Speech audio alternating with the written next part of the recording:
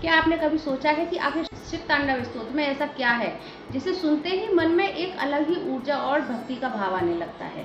क्या सच में शिव तांडव स्तोत्र का जाप करने से नकारात्मक विचारों से राहत मिलती है? और सबसे बड़ी बात, किसने लिखा था और महादेव की भक्ति से इसका इतना गहरा संबंध कैसे जुड़ा? आज की इस वीडियो में हम यही जानेंगे, तो वीडियो को आखिर तक जरूर देखिएगा। हर हर महादेव दोस्तों, स्वागत है आप सभी का मेरे चैनल पर। अगर आप महादेव के भक्त हैं तो आपने शिव तांडव स्तोत्र का नाम तो जरूर ही सुना होगा। कई लोग इसे सुनते हैं, कई लोग इसका पाठ करते हैं और बहुत से लोग रोज सुबह शाम शिव तांडव स्तोत्र सुनना पसंद करते हैं। लेकिन क्या आपने कभी इसके पीछे की कहानी जानने की कोशिश की है? आखिर शिव तांडव स्तोत्र इतना प्रसिद्ध क्यों है? इसका संबंध महादेव के तांडव से कैसे जोड़ा जाता है और इसे सुनने या पढ़ने का आध्यात्मिक महत्व क्या माना जाता है? तो आज की इस वीडियो में हम एक एक करके इन सभी बातों को समझेंगे। सबसे पहले बिल्कुल आसान भाषा में समझते हैं कि शिव तांडव स्तोत्र क्या है। शिव तांडव स्तोत्र भगवान शिव की स्तुति में रचा गया एक प्रसिद्ध संस्कृत स्तोत्र है। इसमें भगवान शिव के रूप, उनके स्वरूप, उनके तांडव और उनकी महिमा का बहुत ही सुंदर वर्णन मिलता है। जब इसे पढ़ा या सुना जाता है तो इसके शब्द और उच्चारण में एक बहुत ही खास लय महसूस होती है। और दोस्तों, यहाँ एक बात समझना बहुत जरूरी है, मंत्र और स्तोत्र एक ही चीज नहीं होते। मंत्र आमतौर पर छोटा और संक्षिप्त होता है। चलिए जानते हैं कि शिव तांडव को किसने लिखा था। परंपरा के अनुसार शिव तांडव स्तोत्र की रचना रावण ने की थी। कथा के अनुसार रावण भगवान शिव का बहुत बड़ा भक्त था। कहा जाता है कि उसने अपनी भक्ति और शिव के प्रति समर्पण को व्यक्त करने के लिए भगवान शिव की स्तुति की। इसी परंपरा के कारण शिव तांडव स्तोत्र को रावण द्वारा रचित शिव स्तुति के रूप में बहुत प्रसिद्धि मिली।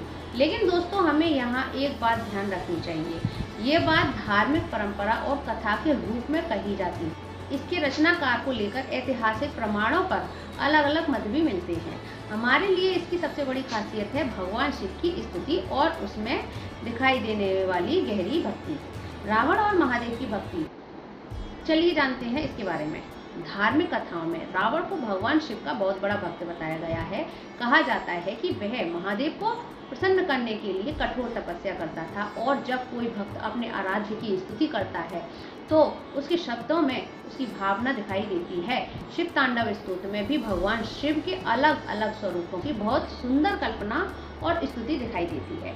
उनकी जटाएं, उनमें विराजमान गंगा माँ, माथे पर चंद्रमा, गले में सर्प और उनका भयंकर लेकिन दिव्य तांडव रूप, यानी इस स्तोत्र में भगवान शिव के उस रूप का वर्णन है जो एक तरफ बहुत शक्तिशाली है और दूसरी तरफ बहुत गहरा आध्यात्मिक भाव भी रखता है।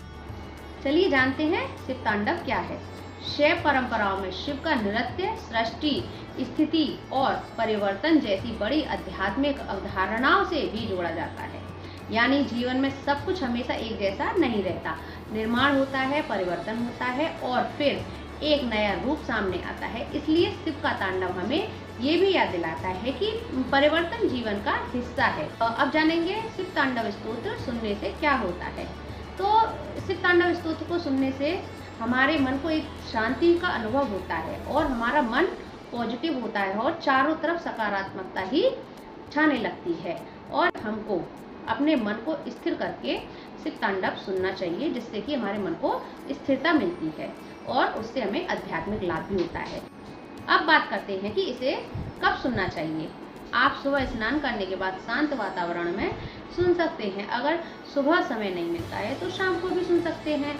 और अगर आपका मन बहुत अशांत है तो कुछ समय मोबाइल को एक तरफ रख दीजिए और शांत जगह बैठकर शिव तांडव स्तोत्र को आप सुन सकते हैं। अब जानेंगे क्या इसे हम रोज सुन सकते हैं।